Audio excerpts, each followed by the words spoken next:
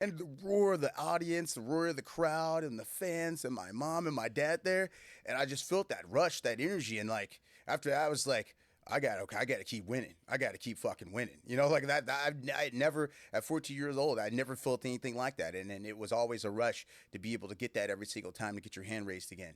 Yeah. What was it like coming down from that rush afterwards?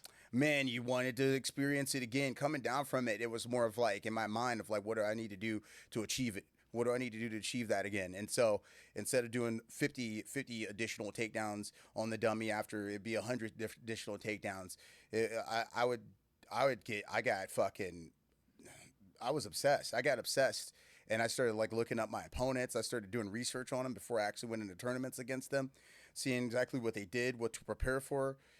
I just became obsessed. Yeah, it was weird. Yeah.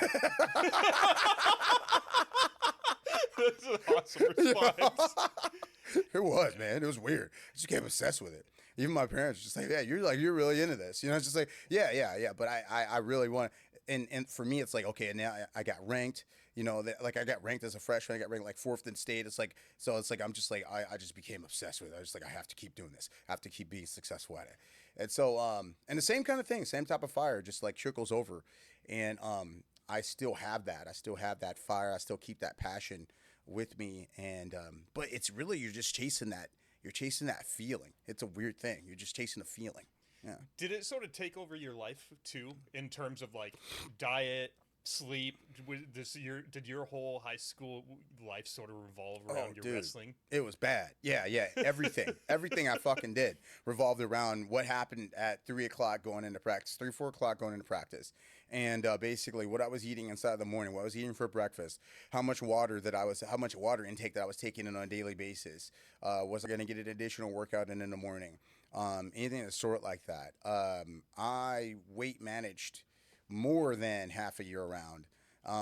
And it became a task. It became such a task.